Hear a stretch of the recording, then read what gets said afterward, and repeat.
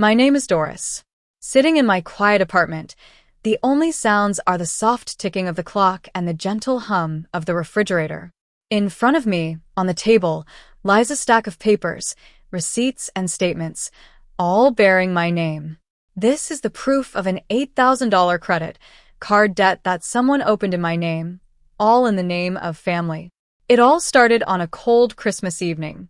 I'd driven a long way to be with my family, a warm lemon pie still steaming in my hands as I entered the house.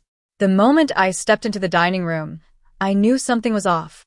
The chandelier illuminated 6 plates, and one of them was placed right where my seat always had been.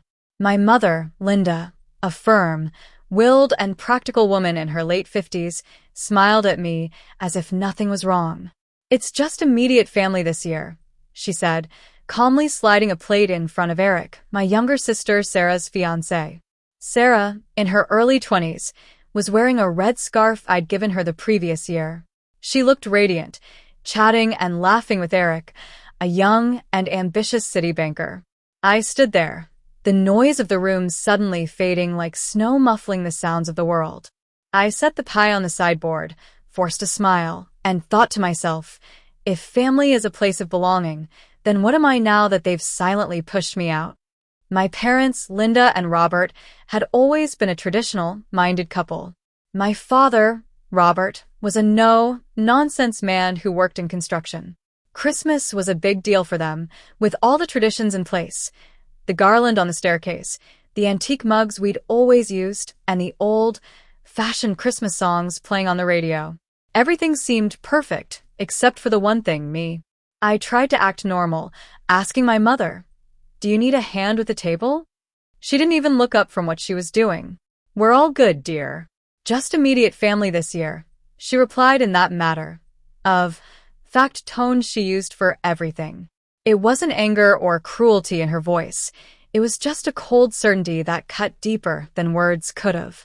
I glanced at the table again. There were 6 places set: Mom, Dad, Sarah, Eric, Uncle Tom, and his new girlfriend, Lisa. It was as if the family had expanded in one direction and shrunk in another, and I was the one who'd been cut out. My name card was gone, and my years of contributions to the family seemed to have disappeared like steam in the cold air. Sarah looked up, her smile wavering just a bit. "I didn't know you were coming so soon," she said. "Yeah," I responded softly. "I guess I should have called." No one bothered to correct me. For a moment, I almost grabbed a folding chair, like I used to when there were extra guests. But then, something inside me stopped. It wasn't anger. It was a moment of clarity. For years, I'd been the silent pillar of this family. Whenever there were bills to pay, I'd sent money. When Sarah was between jobs, I covered her rent. When Dad needed to repair the old beach house he loved so much, I provided the funds. I'd also paid for countless grocery cards, streaming service subscriptions, and more. I'd always thought that by doing these things, I was truly part of the family. I believed that my contributions meant I belonged. But now, watching my mother set that plate for Eric, I realized it was never about gratitude. It was about convenience. I was nothing more than a source of money to them. My mother finished up and called everyone to the table. Her voice was warm and inviting, the kind that made guests feel welcome. I stood there waiting for someone to notice I wasn't sitting. No one did. So I said, "You guys start without me," and adjusted my scarf. Mom just nodded, saying, "We'll save you some pie." I walked out before she remembered that the pie was mine. The cold outside hit me like a ton of bricks. Snowflakes clung to my hair as I made my way to the car.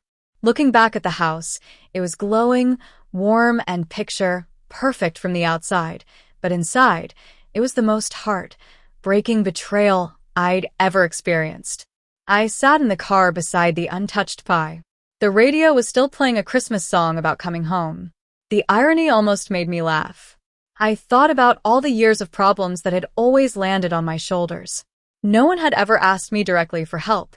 They'd just dropped hints, and I'd always filled in the blanks with my money. I'd always thought that was what love meant, making things easier for the people you cared about. But as I sat in the dark car, I saw the truth. I'd been maintaining their comfort at the expense of my own well-being. I was like a servant, giving without any boundaries. A knock on the window startled me. It was a neighbor kid, gesturing at the snow on the driveway.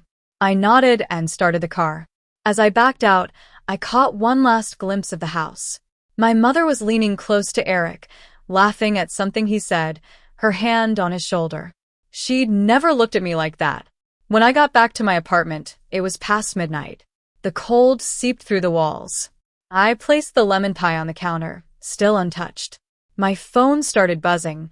Mom, then Sarah, then Dad. 32 messages, like a series of accusations. I ignored them all. I went to my desk and opened my laptop.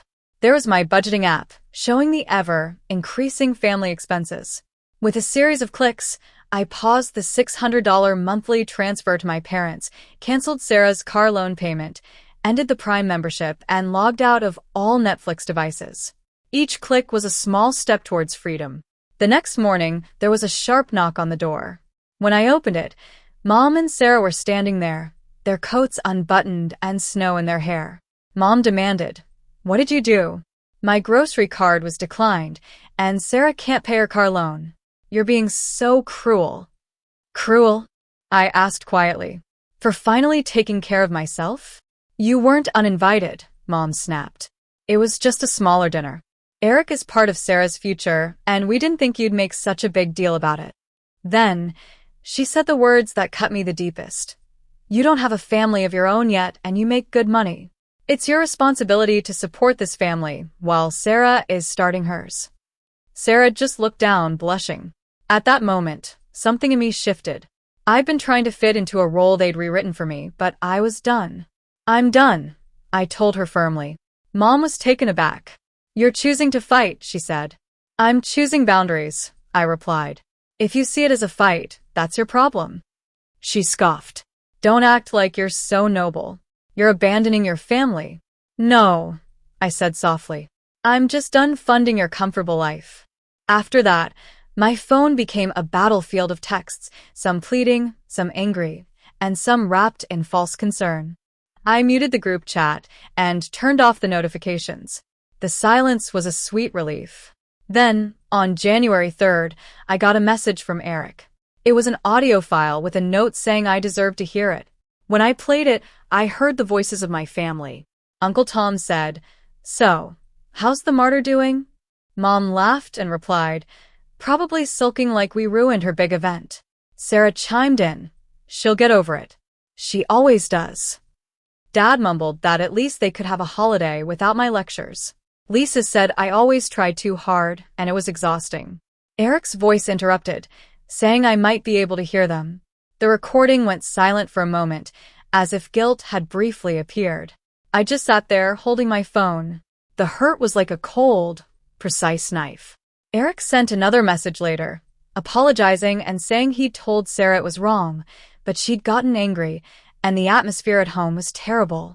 A week later, there was another knock on the door. Mom and Sarah were back, Sarah with dark circles under her eyes. Mom said, "The kitchen caught fire. We need help until the insurance clears." I asked, "Is everyone okay?" She quickly answered yes, and then said they just needed a bit of help to get through the month. There was again no thank you, no check on my well-being, just the ask. I reached into my pocket and pulled out an envelope. When Mom opened it and saw the single $50 bill, her face fell. "What is this supposed to be?" she asked. "That," I said, "is what my seat at the table was worth." Sarah whispered that it wasn't fair. I replied, "Neither was Christmas." Mom accused me of being spiteful, but I told her I was just being consistent. Then Eric showed up at my door. He looked tired. I moved out. I couldn't stay there anymore, he said. He gave me an envelope with receipts and statements. She opened a credit card in your name, about $8,000 in charges. She thought you'd understand because you're family. I wasn't really surprised. I called the bank and a lawyer. It was a long and slow process, but with each signature and verification, I felt a little lighter. Grace texted me to say I was making things worse, and Mom called to say we don't call the police on family. But I knew silence had protected them for too long. When the police contacted Sarah, the calls stopped. Weeks later, the lawyer confirmed that my name was cleared and the account was closed. Justice came in the form of paperwork and a new, found peace. One afternoon, my lawyer called to say everything was finalized and the bank had apologized for the delay. After hanging up, I sat in the quiet apartment, realizing that after all the turmoil, there was no new crisis looming. Then I got a voicemail from Dad. His voice was softer than I remembered. He said, "You were right. We treated you like a safety net. Your mom can't admit it yet, and Sarah is." Well, Sarah. But I see it now. We've built a family that only speaks up when it needs something. I'm sorry. I hope you'll talk to us again someday. Not for money, but just to talk. I saved the voicemail, not to replay it, but as proof that some truths can finally be heard. I added one last entry to my notebook. The debt is paid. As I sat by the window with a cup of tea, watching the last of the snow melt, I knew that family was no longer about endurance. It was about choice. I'd come home for Christmas, but I'd found something far more precious, my own peace.